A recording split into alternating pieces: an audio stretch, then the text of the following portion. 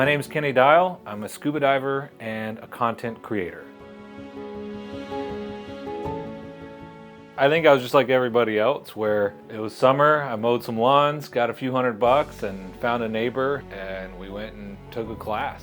I mean, I immediately loved it. I'm like, I felt like it was access into another world. Like I don't just mean like underwater, I mean like boats and restaurants and people and fun things and like all this different stuff. So it was like a ticket into a theme park. After getting certified, I did what everyone else does, go to school, get jobs. I was doing graphic design. So I've always liked the creative field. We'll fast forward it to 2006. I got an offer to be a dive master at Disney. I have been at Disney for almost 20 years.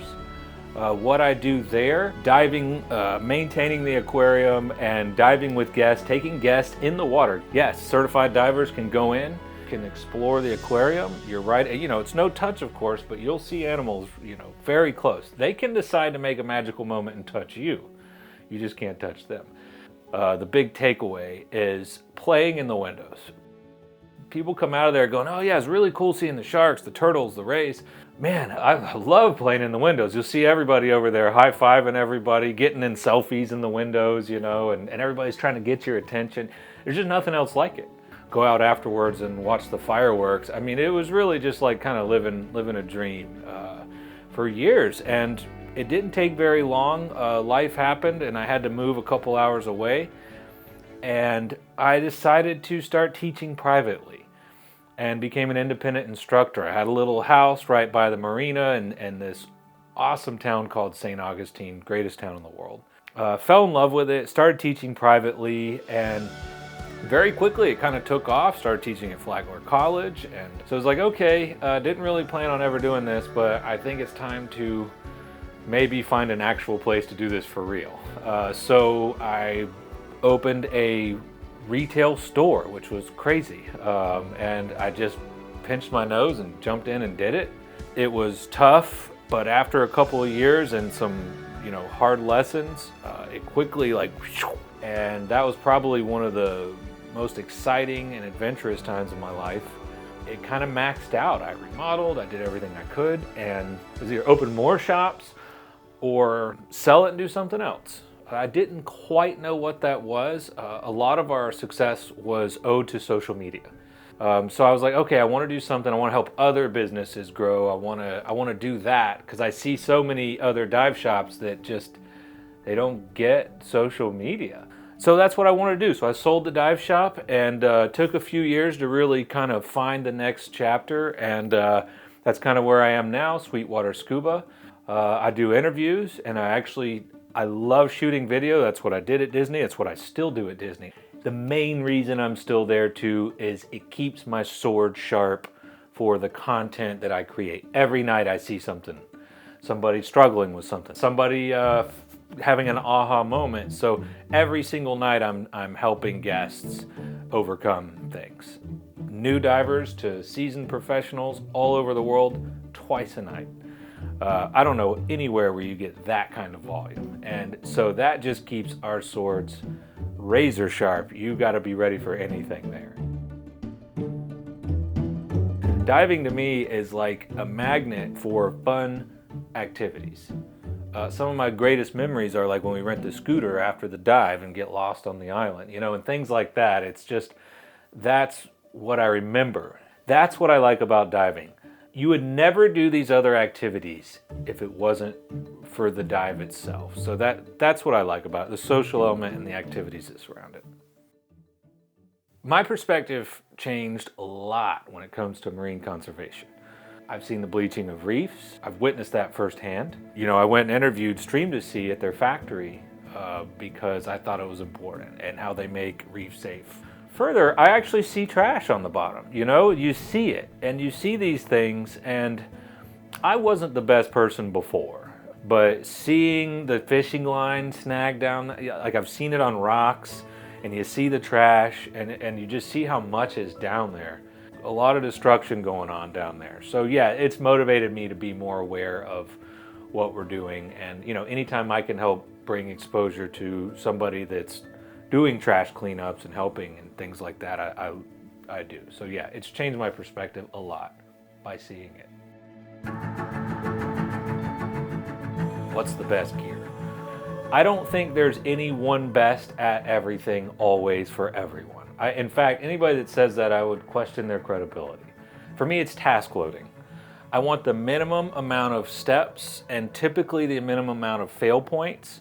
So I do a lot of unpopular things. Like I like the integrated Atomic SS1, that's what I use. So I can eliminate a hose and an octopus. A lot of people don't like that. I catch a lot of heat for it, but I'm shooting video. I can share air if we need to. Anybody that's been diving a lot hopefully knows that you don't do that very often. And I actually have had to rescue people with out of air on several occasions. And while everyone says it's easier to do an Octo, there's a lot of ways where that can fail. So switching over here is not as comfortable, but it's less of a chance of screwing something up. I've seen people give an Octo upside down. You'll drown somebody like that with a lot of regulators. I've seen them get them tangled, snagged. They don't service them. It's still not enough for me to change it. I like it for that reason anyways, but for me it's streamlined, slap strap, bungees or springs on fins, wireless computer. No, I don't have a redundancy. No, I don't have an Octo hanging on the side. It's just air integrated because I'm shooting video and I'm not in there with people that are inexperienced or my dive buddy is an instructor too. So for me, it's streamlined. I want as few things hanging off of me as possible. I love the Zeagle BC, the stiletto. It's a back inflate.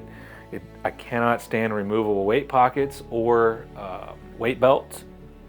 A lot of people don't realize that there's more than just those two. I've found out there's gravity drops. The ripcord I absolutely love. A lot of people hate them, they just don't understand them. You eliminate, again, layers of clunkiness in there. So I really have gotten in there with a scalpel to where can we eliminate unnecessary stuff. I have two pieces of advice for anybody looking to get scuba certified. One is the instructor is the only thing that matters. Find a good instructor. That's the first thing. The second thing that, and I'd say this till I'm blue in the face, people focus on the open water. That's a mistake. When you sign up for that open water class, you need to sign up for a dive after that open water class. You need to get about 6 to 10, 12 dives in after that. People get so wrapped up in it, they don't plan on the weekend after. You really gotta have those dives right after that. When I say dives, it can really be anything. Some people think they gotta book this big dive. I gotta go to Roatan, Cozumel, I gotta go to, Galapagos. Just go to the local pond, go to the local lake and just get comfortable. Go and just get it. Nobody gets it in the class. Nobody gets it 2 or 3 dives after the class. Go out there. Don't romanticize the diving after the class. That's what I would tell everybody. Don't worry about the open water class. That's the biggest mistake. The motivation for the kids' book was really just working at dive shop and working diving all the time, everyone's always asking you, how do you get scuba certified? And it's not like one answer, do this. It's a little bit of a conversation. So I wanted to make it so easy that a kid could understand it and the adult could also kind of understand it as they're reading it to the child, because hopefully the child wants to get certified, and it's something a lot of families do together. But it's just something that comes up constantly, and I feel like it's just slightly too complicated for people to fully wrap their heads around. So anything I could do to boil it down to make the process a little simpler. For me, what gets me satisfied is when I go out there and interview somebody and get that content of their dive site, and I see them explode. I see them take off and I see their business grow, because it's a hard industry. So it's very hard to truly make a living just doing scuba diving. This is what fills my cup, and this is what I want to do more and more. I can't get enough.